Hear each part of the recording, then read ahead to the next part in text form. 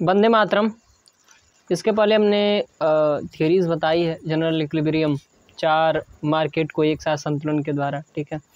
अब हम देखने वाले हैं सर न्यूट्रलिटी ऑफ मनी। इसको देने वाले वही हैं डॉन पेटिंकिंस, और उन्होंने बॉन्ड मार्केट के द्वारा इसका कैसे बताया कि न्यूट्रलिटी ऑफ मनी। पहले आप ये समझ लीजिए जैसे कि इसको डॉन पेटिंकिंस ने दिया था न्यूट्रलिटी ऑफ मनी को, और उन्होंने बॉन्ड के द्वारा, वैसे बॉन्ड मार्केट के द्वारा बताया था। इसके पहले हमने आपको बताया है ISLM के द्वारा, तो आप उसको भी जरूर देखिएगा, और हम डिमांड फॉर मनी में ही बता दिया है, ठीक है, जबकि उसको पढ़ा रहे थे ISLM वाला।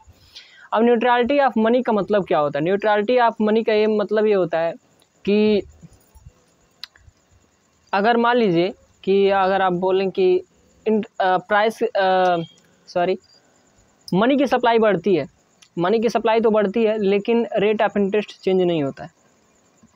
सोचिए, जैसे मनी सप्लाई हम आमतौर पे जानते हैं कि मनी सप्लाई अगर मार्केट में बढ़ती है तो प्राइस भी बढ़ता है, साथ साथ में क्या होता है, रेट ऑफ इंटरेस्ट भी बढ़ता है। लेकिन यहाँ पे हम ये मनी न्यूट्रलिटी ऑफ मनी जब हम पढ़ते हैं, इसका मतलब ये होता है कि भले ही हम मनी सप्लाई ज़्यादा करें, लेकिन मनी सप्लाई बढ़ाएं, लेकिन उसके साथ साथ रेट ऑफ इंटरेस्ट नहीं बढ़ता। That's it. चलिए अब इसको हम ऊपर देखिए, जूम कर दिए। इनिशियली क्या होता है, ये कैसे होता है, देखिए बॉन्ड मार्केट के माध्यम से इन्होंने बताया। इनिशियली जो इक्विलिब्रियम है ना, वो ई पॉइंट पे है। अब शायद आपको दिख रहा होगा कि नहीं, यहाँ पे ई वाले पॉइंट पे, यहाँ इनिशियली इक्विलिब्रियम है ई पॉइंट पे। यहाँ पे डिमांड, यहाँ पे है बॉन्ड का डिमांड और ये है बॉन्ड की सप्लाई, सॉरी ये वाला बॉन्ड की सप्लाई, ये दोनों ई बिंदु पे कट कर रहा है, ठीक है, ई बिंदु पे दोनों कट कर रहे हैं। अब उसके अलावा अगर हम देखें, बॉन्ड ऑफ, यहाँ पे एक सेकेंड हम इसको एक बार और बना दे रहा, ये है बॉन्ड ऑफ डिमांड, ठीक है, दैट्स इट, और ये बॉन्ड की सप्लाई, दैट्स इट। BS और BD यहाँ पे मिल लेना इस वाले पे, जहाँ पे BD और इक्वल टू BS यहाँ पे इनिशियली इक्विलिब्रियम है, ठीक है। अब हम क्या करते हैं, मनी की, हम मनी की सप्लाई को बढ़ाते हैं। अब आप जानते हैं कि जब मनी की सप्लाई बढ़ेगी, एक अक्ष पे यहाँ पे 1/r है और दूसरे अक्ष पे BD equal to BS, BD और BS है, अर्थात बॉन्ड की सप्लाई और बॉन्ड की डिमांड हॉरिजॉन्टल एक्सिस पे और वर्टिकल एक्सिस पे 1/r है। और एक चीज़ आप जब समझ लीजिए कि जब R बढ़ेगा ना, R बढ़ेगा तो 1/r कम होगा, ठीक है, R बढ़ेगा तो 1/r कम होगा। तो इसे, या अगर R घटेगा तो 1/r बढ़ेगा, समझ रहे हैं। अब देखिए क्या होता है, जब मनी सप्लाई बढ़ती है ना, मनी सप्लाई, तो रियल बैलेंस बढ़ता है तुरंत।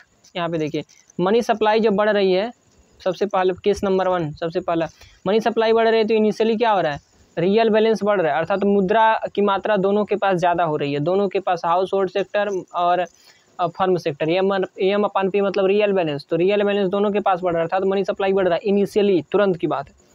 तो इसका मतलब क्या है, जो बॉन्ड मार्केट में जो फर्म सेक्टर था, जो फर्म का मुखिया होता है, वो बॉन्ड की जारी तब करता है जब उसे पैसे की ज़रूरत होती है।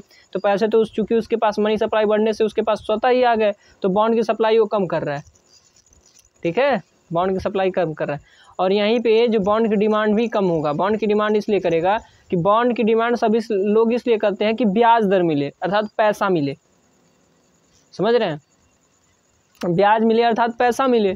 लेकिन पैसा तो मनी सप्लाई बढ़ने के कारण रियल बैलेंस हमारा वैसे ही बढ़ गया, पैसा हमारे पास वैसे ही बढ़ गया, तो इसीलिए बॉन्ड की डिमांड भी क्या होगी, कम होगी। बॉन्ड की डिमांड सब किस लिए करते हैं, क्योंकि ब्याज दर मिले सर, पैसा मिले, ब्याज दर मतलब पैसा, लेकिन हमारे पास पैसा वैसे ही बढ़ गया तुरंत इनिशियली, इसलिए बॉन्ड की डिमांड भी लोग क्या करेंगे, कम करेंगे, क्योंकि रिस्क, ठीक है, दोनों पक्ष तो देखना होता है हमको, समझ रहे हैं। चलिए अब यहाँ पे देखिए, तत्काल देखिए क्या हो रहा है। अब बॉन्ड की डिमांड घटी, बॉन्ड डिमांड और बॉन्ड की सप्लाई और बॉन्ड की डिमांड दोनों घटी। अब बॉन्ड की सप्लाई जब घटेगी तो बॉन्ड जो है ना, ए वाला BS1 हो जाएगा, पीछे हटेगा, पीछे लेफ्ट साइड शिफ्ट होता है।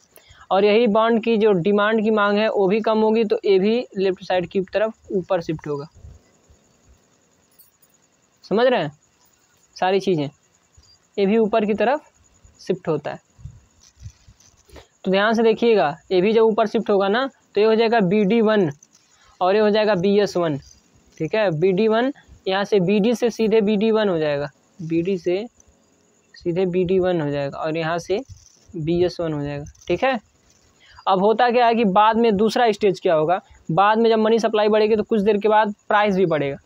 जैसे ही प्राइस बढ़ेगा फिर हाउस होल्ड का और फिर फर्म सेक्टर का। यहाँ पे देखिए हाउस होल्ड का, देखिए सेकेंड स्टेप पे हमने दोनों एक ही साथ लिखा दिया था। यहाँ पे एक यहाँ पे दिखा दिया था, दूसरा स्टेप यहाँ पे, लेकिन हमको लगा कि नहीं, जो दूसरा स्टेप हमको यहाँ पे दिखाना चाहिए, इसीलिए फिर हमने अलग से लिखा है। ठीक है, तो यहाँ पे देखिए, तो फिर जब दोबारा इसका दूसरा जब प्रभाव पड़ेगा, सबसे पहले तो रियल इनकम चेंज हुआ तो इसके कारण बॉन्ड की डिमांड और बॉन्ड की सप्लाई दोनों घटी, लेकिन दूसरा प्रभाव ये पड़ेगा, मतलब सेकेंड फेज में प्राइस बढ़ेगा।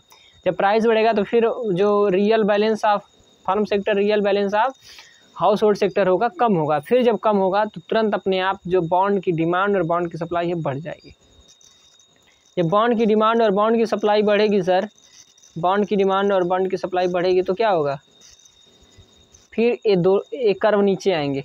तो जो बॉन्ड की डिमांड जब नीचे आएगा तो BD1 से BD2 आएगा यहाँ तक, और जब बॉन्ड की सप्लाई नीचे आएगा ना तो वो BS1 से सीधे BS2 आ जाएगा। यहाँ BS1 से BS2, तो दोनों का इक्विलिब्रियम इनिशियली फिर इसी ई बिंदु के पैरेलल आ जाएगा। और फिर जो रेट ऑफ इंटरेस्ट है ना, अर्थात 1/R, रेट ऑफ इंटरेस्ट को हम 1/R की तरफ से दिखा रहे हैं बॉन्ड की प्राइस के रूप में। ठीक है, मतलब उल्टा दिखा रहे हैं, दिखा तो रेट ऑफ इंटरेस्ट को ही रहे हैं, लेकिन बॉन्ड मार्केट को समझने के लिए हम 1/R से दिखा रहे हैं। ठीक है, क्योंकि R से दर्शाना संभव नहीं था, इसीलिए हम 1/R से दर्शा रहे हैं। और एक चीज़ आप जानते होंगे किस लिए क्यों नहीं संभव था, क्योंकि हम जानते थे कि जब ये बॉन्ड, अगर हम यहाँ पे R रखते ना, तो ये बॉन्ड की सप्लाई और बॉन्ड की जो डिमांड जब बढ़ती है तो इसका मतलब वहाँ पे क्या होता है, इनिशियली क्या होगा, R तो गिरेगा, तो जब R गिरेगा तो उसे हमें नीचे दिखाना होता है, इसीलिए हम इसमें R से नहीं 1/R से दिखा रहे हैं। तो जो अगर मान लीजिए ये वाला है ना 1/R और फिर वो 1/R डैश हो जा रहा है, दोबारा 1/R से 1/R डैश, इसका मतलब R कम हो रहा है, मतलब कि 1/R से 1/R डैश हो जा रहा है। चित्र में देखिए यहाँ पे 1/R से 1/R डैश हो जा रहा है, इसका मतलब कि जो R है ना वो पहले की तुलना में कम हुआ है, तब जाके 1/R डैश हुआ।